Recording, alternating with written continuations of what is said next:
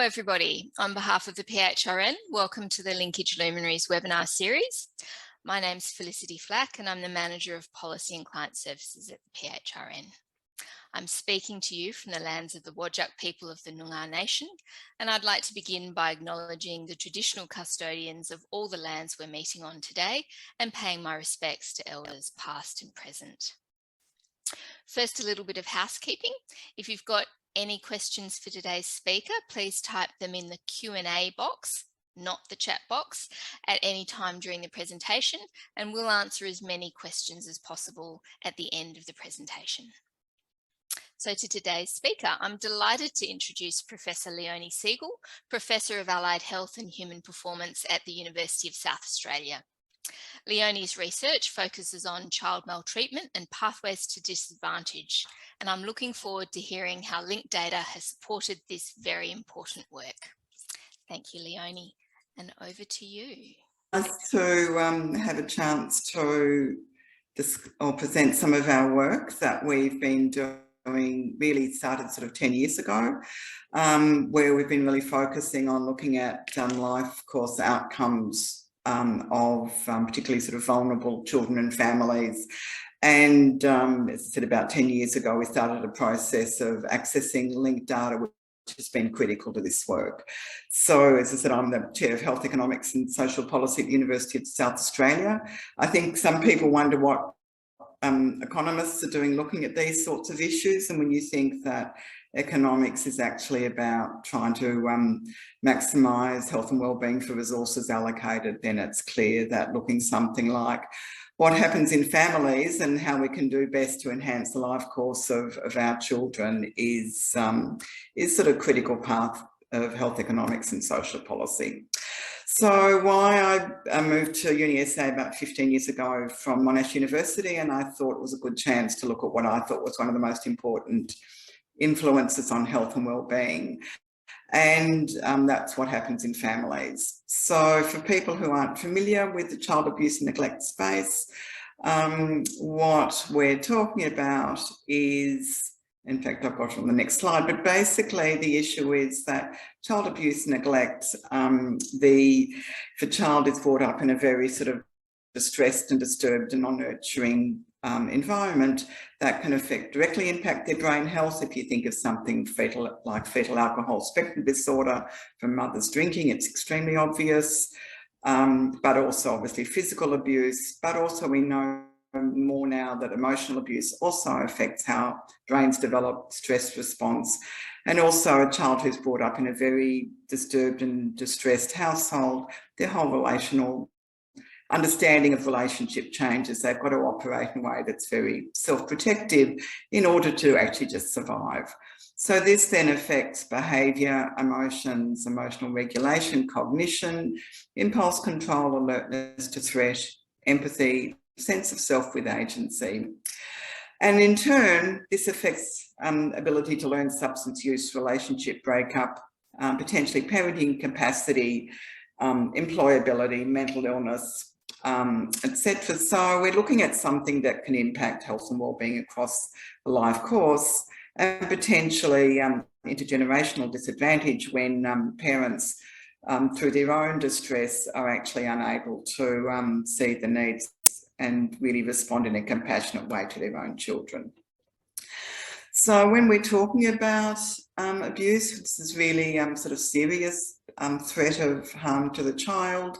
Essentially, we have emotional abuse, which is the sort of most common form of abuse, and it's destructive and very shame-based ways of engaging with one's child. Neglect, supervisory, failure to protect, medical neglect, often involving substance use and family violence. A lot of studies find certainly emotional and abuse and neglect have serious consequences. Physical neglect, serious injury, and sexual abuse. Or physical abuse. I mean, often there's a bit of a focus on physical and sexual abuse, and particularly sexual abuse at the moment, but that's actually makes up a very small part of abuse. And even in terms of consequences, some of what we can look at and find other forms of abuse potentially equally as serious. So victims of child abuse neglect can be males and females, and perpetrators also can be male and females, but some studies find that mothers are much more likely to be the perpetrator than dads. If we look at where notifications are coming from, so this gives us an idea of the seriousness of what we're talking about. In fact, the largest source of notification is police, then schools and preschools, health agencies, family, friends and neighbours and other government. We're not talking small issue. In Australia, something like 5% of children had a notification, so they had somebody concerned who reported them to the Department of Child Protection. This is in 2021.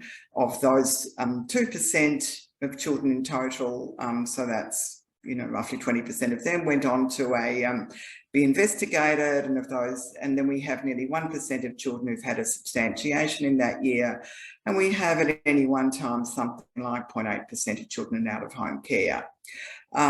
We did some work in South Australia, which I think I can't quite see on my screen, but one of the things that's important to know with this data, it just looks at prevalence in a single year, and it doesn't actually give us the full picture of how many children are involved in across a lifetime.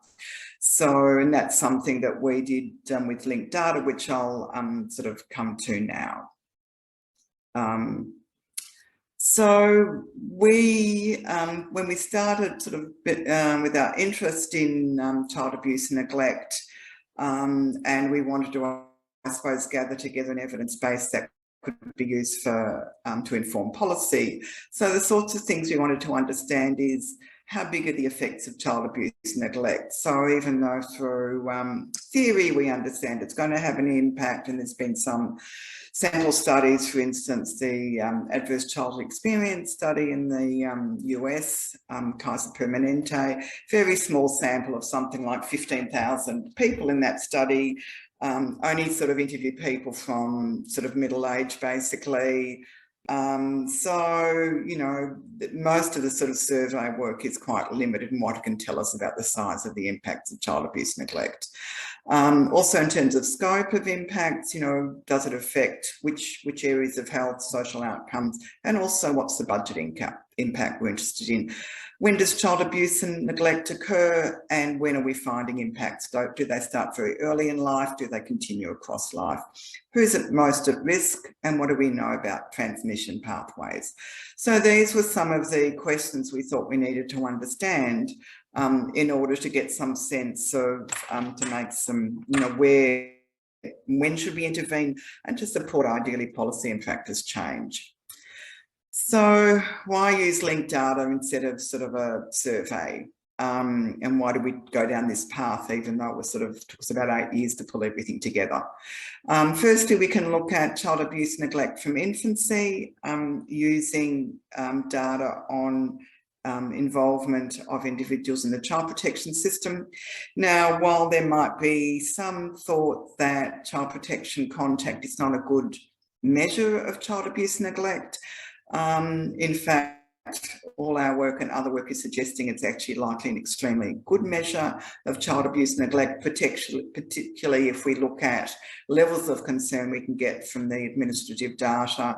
So we can distinguish where there's been a notification, where there's been an investigation, where it's been substantiated, where children have been removed. So we can get a sense of not only likelihood of child abuse and neglect, but how strong that certainty is and how high the level of concern. So that's another advantage of using linked data. We can actually look at levels of concern and see if we get a dose response, which again adds credentialing and credibility to results. And when you think about surveys as a sort of an alternate, any really serious impacts, if somebody dies in childhood, ends up homeless, incarcerated, major mental health problems, they're less likely to turn up in your survey data. So our view was that using linked data is actually the best way of exploring this question. You can look at a wide range of outcomes from birth, and we don't have to rely on memory. And it really just depends on, so long as something is observable in linked data, then we can look at it. Gives us a chance to look at long-term follow-up without actually having to wait. So we've got people in our cohort up to 35 years of age. We didn't have to wait 35 years to get this data. We can get intergenerational, so with the linked data services, we can get familial linkages, link a child and mother, father, siblings. So that gives us an opportunity to look at intergenerational transmission and impacts. We can look at an entire population with any survey, no matter how comprehensive. You only get a sample. We can look at, because we can look at a population level, we can get large numbers and explore rare outcomes such as premature early death in childhood or adolescence. We can also estimate budgeting impacts. In fact, often the budget data is perhaps some of the simplest to link in. We can get covariates from birth, and there's always a possibility, if more funding is available, is to add data sets, extend the cohort. And in a sense, it's extremely efficient and low-cost way of gathering very high-quality large data sets. So, as I said, this started a process probably 12 years ago, talking to different agencies about pulling together linked data that we could explore this question. What we have pulled together is mortality, death registry data, cause of death, hospital inpatient emergency department, this is public hospital, public school census data, which has a whole range of information about child attendance and behaviours, etc. The Australian Early Development Census, so this is developmental outcomes at start of school. As a child protection data, we've got perinatal, so midwife data set, birth registry data, and Centrelink data with a focus on benefit payments. So this study was originally funded under a large NHMRC project grant, and we've had a few small grants to sort of help keep it going, with me as lead, and David Cream, epidemiologist, UWA, Derek Brown, a health economist from Washington University, James Doidge, a methodologist, and the team who did sort of most of the analysis, Jason Armfield, Emmanuel Nanamikan and Han Yuan, and their input is very gratefully recognised and acknowledged. So what we did using the data, with very extensive data we have from child protection, data of every contact, we've got information on the sort of grounds for which the child was notified or substantiated, and without a home care, sort of dates of entry, exit from care, dates of different care placements, etc. So our reference date is children who've had no child protection contact, and then those who've had child protection contact, so screened out. So there's groups who aren't followed up by child protection system. And then there's a group called screened in, and then we've got those who've had an investigation and didn't progress.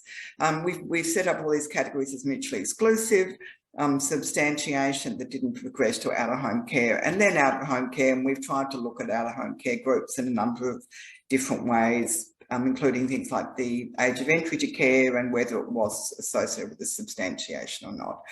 The outcomes we've looked at, premature death in childhood, and then in youth, early adulthood, emergency department visits and inpatient admissions, school attendance and absenteeism, child development at age 6, intergenerational transmission of child abuse, neglect, welfare dependency, and there's a few questions we're still trying to explore, particularly what's the sort of role of out-of-home care and who does it benefit most or who might it harm.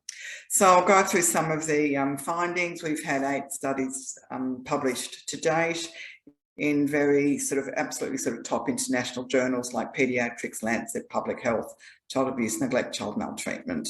And we've got sort of another costing study that's submitted and another one under where we're sort of developing the data still. So looking at early death, infancy to age 16 years, published in JAMA Open last year. This is based on, and we could do this work because we had over 600,000 persons born in South Australia from 1986, where our cohort, birth cohort starts. And we had death data to 2019, birth data to 2017, and we looked at children who are alive at 1 month because we didn't necessarily want to capture that very early neonatal deaths. And also there's not time for child protection contact particularly. So there were 1,635 deaths recorded in our follow-up period to age 16. So we're just looking at, in this one, to sort of 16th birthday. Oops, wrong way. Okay, so what we found using case control method for this was that huge increase in mortality rate ratio in risk of death, mortality rate ratios. So they're all compared with children with no child protection contact. And we've adjusted for a range of factors at sort of basically socioeconomic status at birth, those sorts of factors, as well as, and I'll show you on the next slide, sort of a range of child birth aspects that would also have a major impact on risk of death. We find a sort of slight, certainly huge increase in risk, even adjusted. We're looking at, for males, 3.5 times the risk of death for a child without child protection contact, and for females, 2.5 times the risk of death as a child without child protection contact. And we find these sort of risk ratios increase somewhat from notifications at 2.5 times up to out-of-home care. Ever been out-of-home care, nearly 4 times the risk. These are absolutely massive risk ratios. And should be cause for concern. If we look at, we compare with these are attributes we included in our covariates. Still in hospital at 28 days and congenital abnormality, they had by far the biggest risk ratios, not at all surprising. But if we look at other aspects that are often considered critical and where we have a lot of focus is things like young mother. Now we've got here a 40% increase, not like a 200% increase that we're talking about with child abuse neglect. If we're looking at things like socioeconomic status, again, about a 40% increase in risk, not sort of several times risk. Then we looked at early death in young adults from age 16. So we've had sort of, that one was up to age 16. So this is just in people who survived to age 16. Were there sort of residual impacts on child protection, on risk of death? So these, clearly it isn't part of the sort of family, the direct family situation. We're looking at really, you know, late adolescents and young adults. We had 332 persons in the cohort who fit our criteria, and there were 980 deaths in this age group up to 33 years that they were. This is just a sort of effectively reverse Kaplan-Meier plot showing deaths by different child protection contact. The red line, or sort of, yeah, red line here, they're children who'd entered out-of-home care from the age of 3. They're showing really from age 16, immediately their risk of death. So this is mortality per 1,000 person in each at each age range. The next highest group was those who'd had a substantiation and hadn't entered care. So we're looking here at 20 per 1,000. Here we're looking at about 11 deaths per 1,000 by age 30, and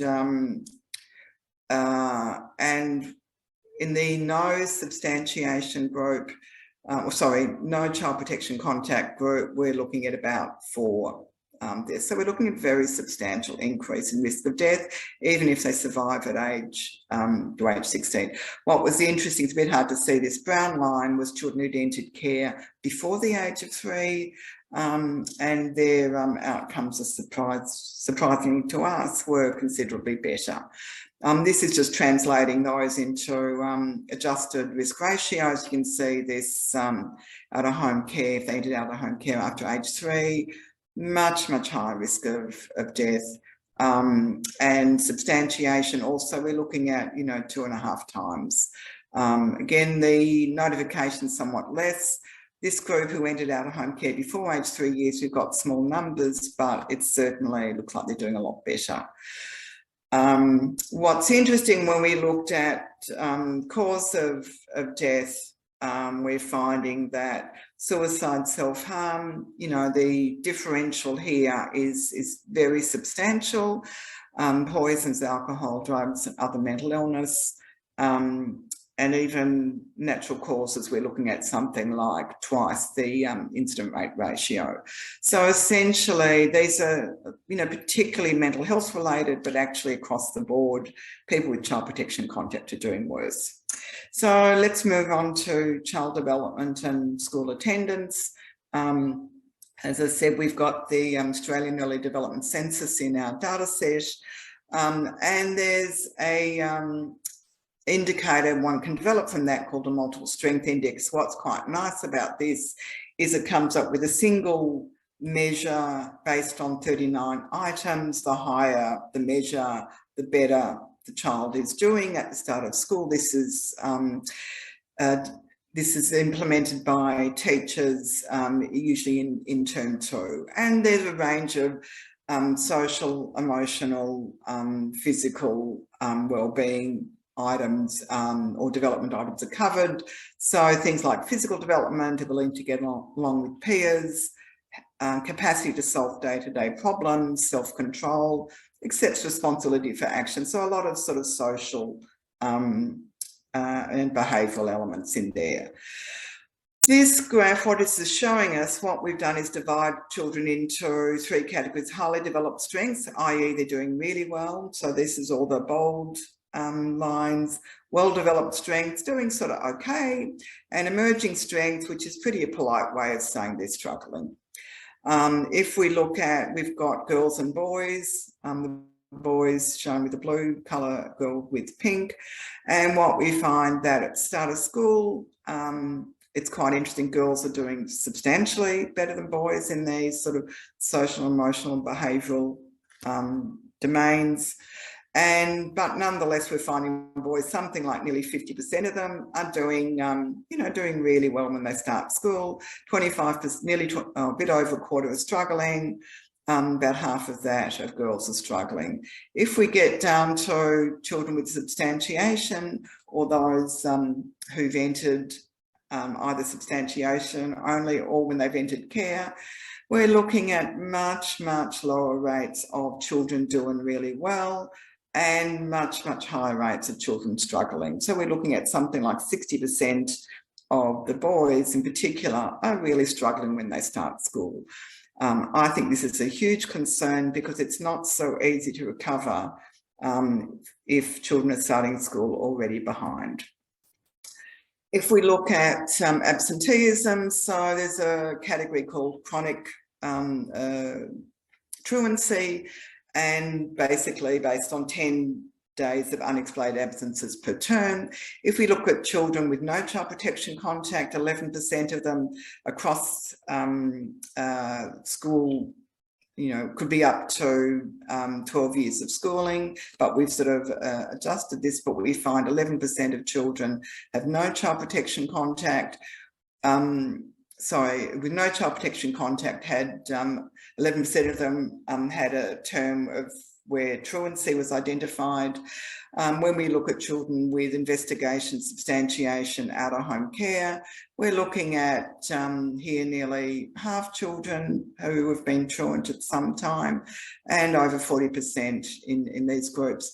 Interesting, this group who'd entered out-of-home care, slightly lower risk of absenteeism, and some other work we did suggest, particularly if they enter out-of-home care early and are in care for longer, then their truancy rate is lower and absenteeism rate is lower.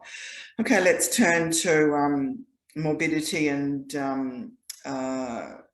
as indicated by hospitalisations and emergency department attendances. So if we look at, so we divided this by age group because there's quite different use of health services by age.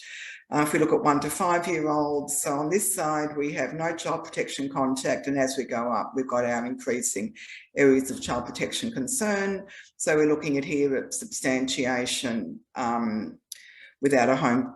So these last two are both out-of-home care, and one's with substantiation and the others without.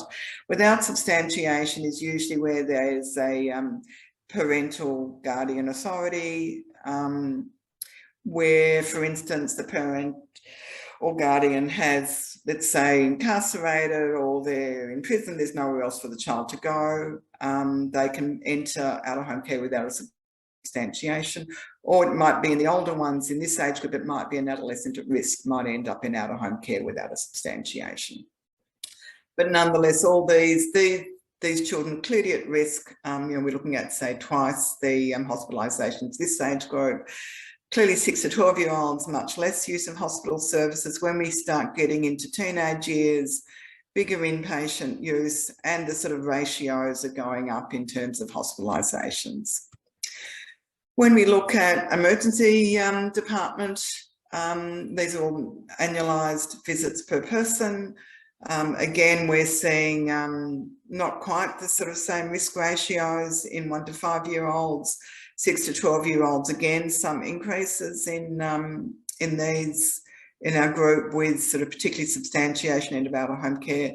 Once though we hit teenage years, we're seeing a massive increase in ED attendances, particularly this group who've entered out-of-home care with substantiations. They're doing quite disturbingly poorly in terms of number of ED attendances. And even this other notification group, a lot of this will be driven by this adolescents at risk sit in that group, who are basically children from perhaps ages 12 to 17, sleeping rough, into drugs, sort of selling sex, this sort of stuff, basically a danger to themselves. When we look at reasons for ED attendance, so even with injury and accident, which is by far the most common reasons for ED attendances, we're looking at perhaps sort of 40 to 80% increased risk, depending on the type of child protection category relative to no child protection contact. These age groups, goes up to 2 to 3 times the risk in injury and accident. When we're looking at mental health, the risk ratios are horrifying. We're seeing in children 5 to 35 times the increase in risk. These ones are children, substantiation and out-of-home care, and this will be our notification group. Teenagers, we're looking to 7 to nearly 50 times the likelihood of a mental health admission. I mean, almost no one else has a mental health, not admission, ED attendance. And in the older age group, similarly, very high risk ratios. Poisoning, self-harm, again, many times the risk. So anything that has a mental health involvement, huge increased risk in children with child protection contact, indicating child maltreatment. We've translated this into dollars, part of, I suppose, the sort of advocacy role, and we're finding, this is looking at combining inpatient and ED, and we're finding, really thousands of dollars per year increase, particularly in this group, substantiation out-of-home care. As we get older in these group, we're looking at, up to, was it $3,500 per person per year. This is a large impost on the hospital system. What we did was model those dollars, looking at the percent of children with the various child protection contact groupings.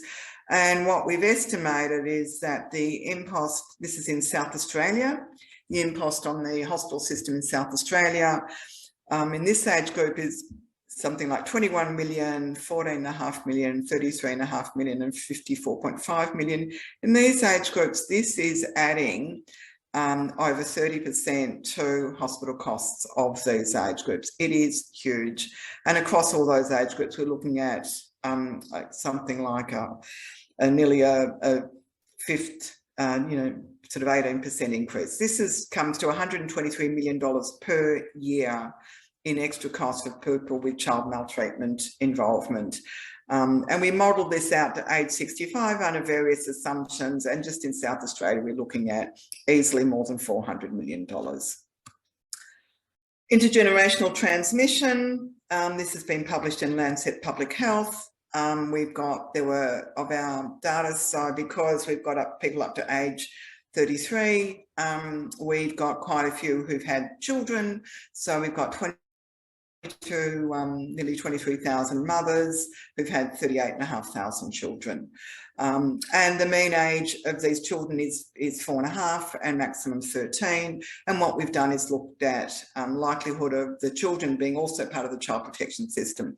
And as we noted before, there are reasons to expect we might find high levels of intergenerational transmissions because of compromised mental health ways of relating to others that people with child protection history have.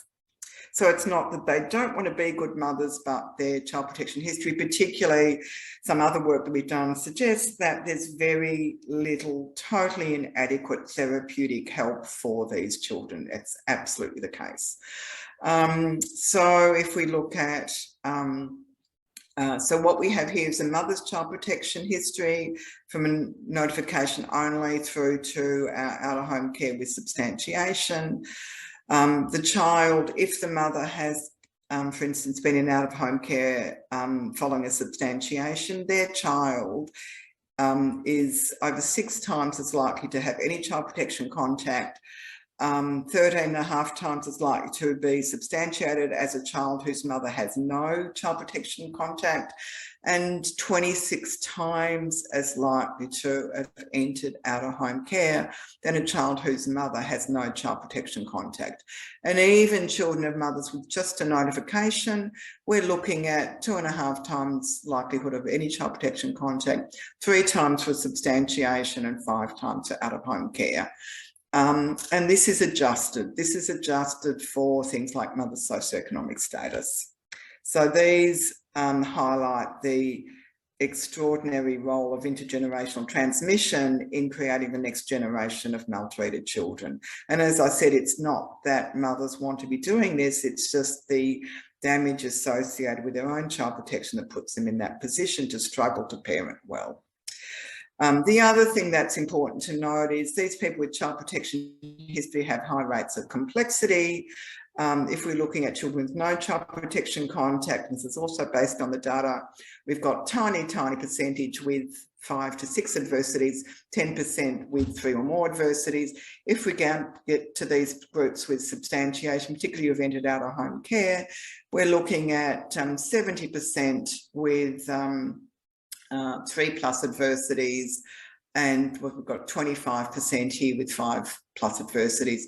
And we know the more adversities, the more challenging for that child to do well across the life course. I want to look at that. So overall, our data finds that, and this is possible through linked data, huge impact on health and social outcomes from infancy right across adolescence and into adulthood as far as we can measure. Strong mental health involvement. Intergenerational transmission is the core pathway. 89% of children entering out-of-home care had a mother with child protection involvement. Case finding is effective. What this data is showing, every single one of these children is in child protection data set. They know the children at risk. The groupings seem to be quite sound. The outcomes are absolutely shocking for children who, with substantiation, have entered out-of-home care, although some do better. And that most children have multiple family-based adversity. We've also at the same time looked at some of data we know, for instance, from published data, child protection in South Australia, budget was 544 million in 1920, of which only 20 million was spent on intensive family support. Less than 10 million per annum goes into reunification. So we're spending, this is for child protection families, 20 million out of this goes into intensive family support. Most of it is going into out-of-home care. Consequences are huge on hospitals, which we've measured, but there's other areas that we haven't measured as yet. We're doing some work looking at the impact on welfare dependency. There's little is spent on therapeutic services for vulnerable children. Child and adolescent mental health service in South Australia has a total budget of about 30 million a year. Less than 5 million is going on young children. So we're looking at really less than 0.1% of the health budget goes onto the mental health of children, of young children. Child and adolescent, this is child and family services. So this is things like your infant home visiting. Again, very little is going into intensive services for children. And other work we've done shows that mental health services for infants and children are entirely inadequate. So we sort of, in terms of policy and practice, which is, I'll just spend a few minutes on that. It's clear that child abuse, neglect and poor mental health are inextricably intertwined, that adversity and harms are compounding across the life cycle and across generations. Mental health services have failed. It's not offering the healing that's needed. So what sort of things are we doing to try to contribute to the policy debate? Of course, we're publishing our work, which is contributing to knowledge not just here, but internationally. We put out press releases, try to engage with media, present at conferences and seminars. We're engaging politically and even looking at things like budget impacts. Trying to understand developing policy models, engaging with government agencies and members of parliament about this work and seeking their support to make what we think are necessary changes, and also engaging with basically people delivering services, including the NGO sector. So what are some of the things that are clear in terms of policy response? We need to be intervening early in life, in infancy, early and middle childhood, but also adolescence with young parents. We need to have a lot more therapeutic, access to therapeutic service based in trauma theory and creative responses. It needs to be interdisciplinary given the high level of complexity, but we need services that are intensive. These are very, very troubled families and children. It needs to be well resourced and proportionate to need. We need a very skillful workforce, which we don't yet have, that understands trauma and how to address complexity.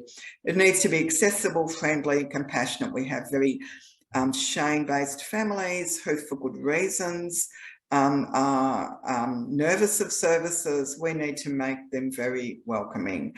And we need to look at all who've experienced serious trauma, including the most damage. We don't need more case finding, we don't need more service coordination, and we just need more services to scale. So the sort of spaces we can look at, I think, are important. We need to do more in the maternal and child health space. We have child protection services within our hospital networks. For instance, in the South, servicing a population of hundreds of thousands of people, there are 2 therapists within that services to work with high-risk families and children. Mostly they're referring out to nothing that's there. Early childhood, we need to be doing more in that space, parenting, family support, involving a combination of family support services and therapeutic, so we can genuinely be addressing a whole range of complexities families face. There's things we could be doing in prisons where, in fact, that group has hugely high rates of child protection contact for their community, for their children. One of the things I've been focusing on and talking to government about is doing more in the early childhood space. We need to do something before children hit the schools. If we set up, build on there's a lot of interest in early childhood at the moment. Most of it, unfortunately, is focused on getting women back to work rather than looking what do we need to actually improve the life course chances for our very vulnerable children.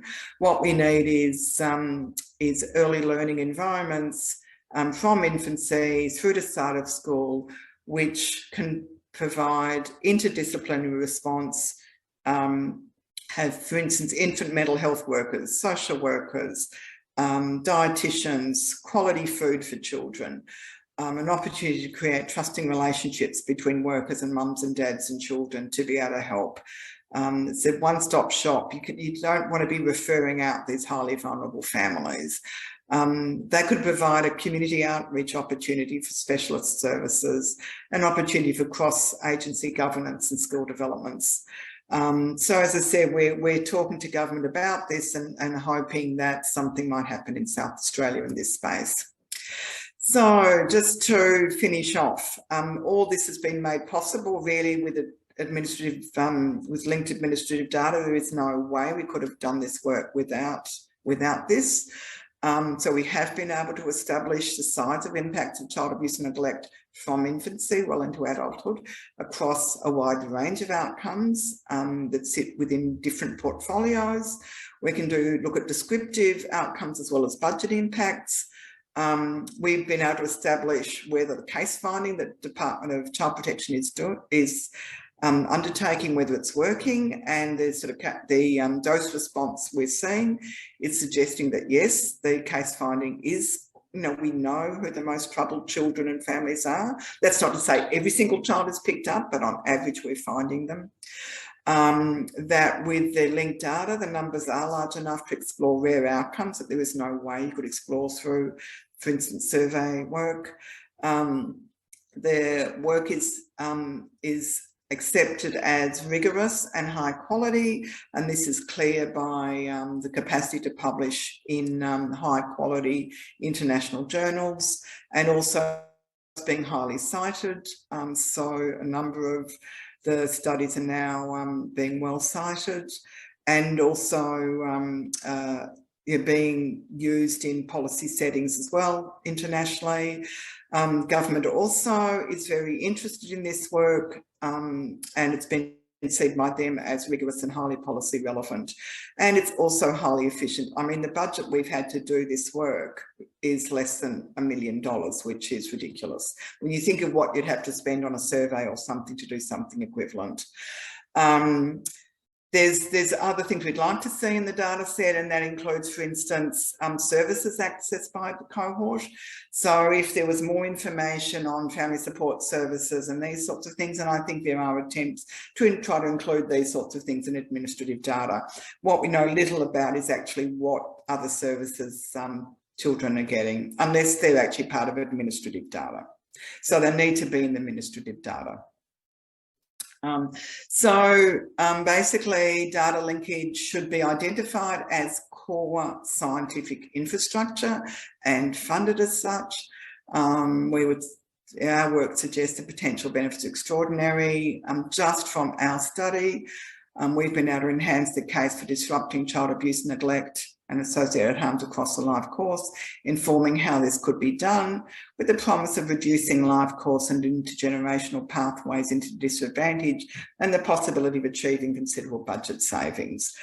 So in conclusion, there's so much to gain from getting this right, and the sort of data is critical to this, but so much to lose if we don't. And again, the data highlights what we are actually now losing in wellbeing, in budgets, in distress by not addressing these issues.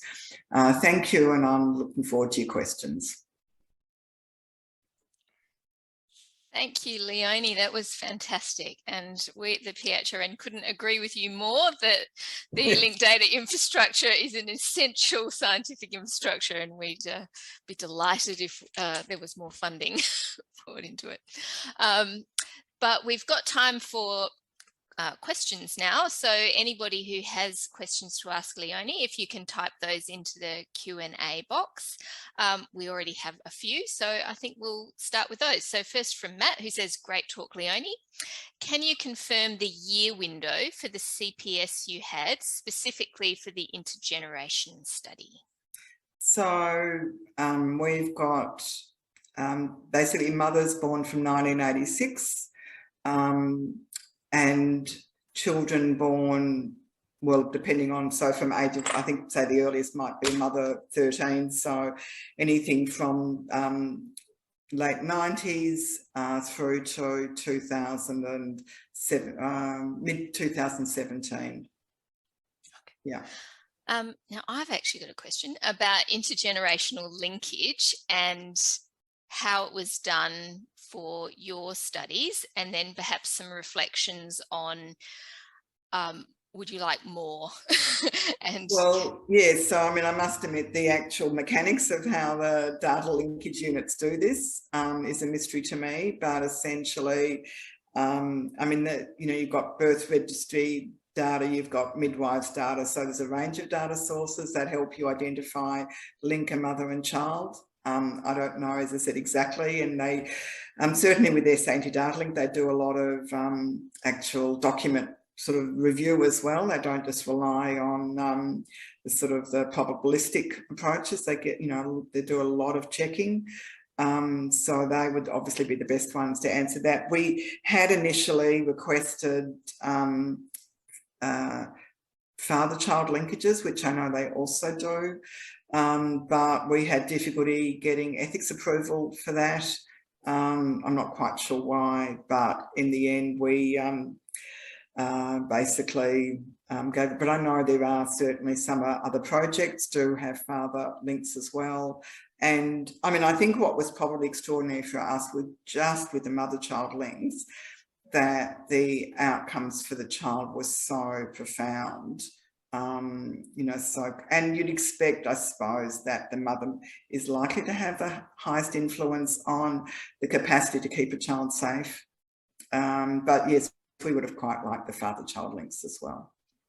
Yes, and would it be helpful to be able to have, I know it's infinitely more difficult to have like non-biological family structures available as well? It's very interesting. I mean, I'm certainly separated families, and as you say, blended families are sort of a huge complicating factor in what's going on. Again, I think what's extraordinary is with this work is when you look at the diversity of situations that these children are living in, that just that one factor of having a mother with a serious sort of child protection concern is so influential, almost regardless of the family settings that the child is in. It's quite extraordinary. But yes, certainly I think there has been some work looking at trying to do more work on sort of family dynamic. But the difficulty is that things can change sort of almost day to day and week to week. I mean, in terms of even where children are, which parent they're with, how often they're moving between them. This, siblings come and go. Huge. I sort of throw up my hands really in terms of what you do with that. Unbelievably complicated, yes. Okay, let's ask some more questions. Next one is, thank you for your great and insightful presentation. Have you looked at the differences in your findings between the Aboriginal and Torres Strait Islander people and non-Indigenous people? I imagine the burden would be much higher for the Indigenous children. We haven't we just did one when we looked at the incidence. So certainly the incidence of child abuse and neglect is much higher in the Aboriginal population, and we published that in 2019. After that, the sort of, I suppose, we no longer, so we had sort of ethics approval for a certain period, and then you look to renew your ethics approval. At that point, the requirements around Aboriginal health ethics changed and became far more onerous in terms of needing to have much stronger community involvement, having basically chief investigators on the team. And it really became a bit of a stretch too far, given our very, very tight resourcing of the project, to maintain that sort of engagement. So effectively, we don't do any Aboriginal separate Aboriginal analyses. The only place I have is in Western Australia under different ethics approval. We've looked, for instance, at children of prisoners, and we actually find that even though, yes, there are more particularly mothers who've been incarcerated, what we find is that once you bring in all these other attributes, Aboriginality tends to drop out, which is what you'd expect. It's not Aboriginal per se, it's to do with the whole range of adversities that they're exposed to. So once you bring in adversities, we find from certainly other work that we've done, the relationships tend to, the core pathways tend to hold. So it's about the adversity, not any sort of ethnicity that's driving these things. Okay. The next person has 2 questions. Where did you store and analyse the data, and what major challenges did you encounter regarding the data? Where do we store and analyse? Well, it's just in our computer systems at UniSA. And I must admit, I'm not the data analyst person, so I'd have to say we do have colleagues, for instance, in off-site. So in Victoria, I'm going to have a PhD student there with jointly supervised with Monash University. So when we've got people interstate, then we've actually moved some of the data into a sort of secure. So they're all secured storages, all password protected. All that only sort of certain users can access. So essentially, the university has really great systems. In terms of the challenges, the biggest challenges was when we started. SA anti-data was just getting underway. And so there were a huge amount of data issues, particularly with child protection data. It had never been looked at by anybody outside. So we had massive issues. There wasn't even a data list, let alone data dictionary. We still don't have a data dictionary from them. So we're sort of things like health, birth registry, death registry data. They're used to having high quality administrative data, so depending on the data set, but certainly the child protection data was hugely challenging. And also SA Anti-Data Link, I mean, they were new at this, so the first sort of matches we got there were huge problems. So it was probably at least 3 years before we actually, even after getting data, probably 2 years before we actually had a quality data set to work with. Yes, there are some disadvantages to being the trailblazer. It'd be quicker now. Next question is, do you have any publications looking at severity of abuse? For example, multiple notifications or substantiations and types of abuse?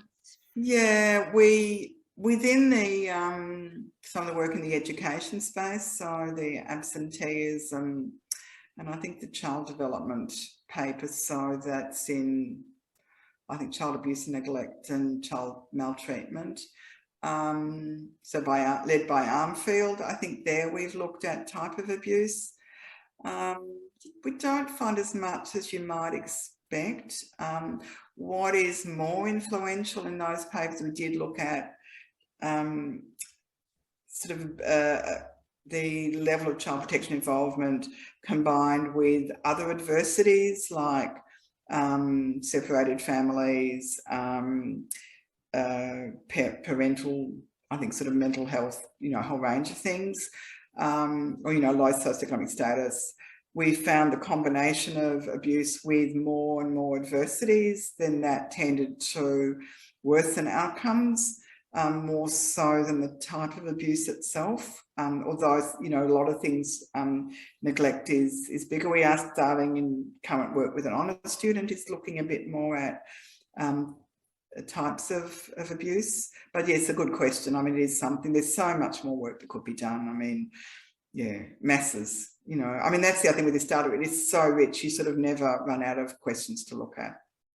Well, that's good. You won't be bored coming up. There's one more question, but I think you probably have touched on this, but really asking about challenges and suggestions about linking data. But if there was anything else you wanted to add. I think the main thing is, probably starting sort of know there's going to be a bit of a lead time in getting the permissions from, all the different agencies you need to go through. They'll have their own procedures and processes and application. I mean, even we recently linked in the Centrelink data. That's through AHW. They have their own processes. I mean, I had one person probably would have been at least 4 months full-time equivalent to just get that data set linked in. So don't think it's cheap and easy. You know, you do need resources to make it happen. So it's, yeah, so you actually, I mean, you need funding to be able to set them up, but once it's set up, it's an extraordinary resource. But, you know, compared with, as I said, running a survey or something of this size, I mean, it would be millions and millions and millions of dollars, really. So I think it's just knowing, you know, getting your data sets, knowing what you want to look at, trying to establish the process, which isn't always that easy to work out in terms of getting linked, but certainly the data linkage units around the place are very helpful.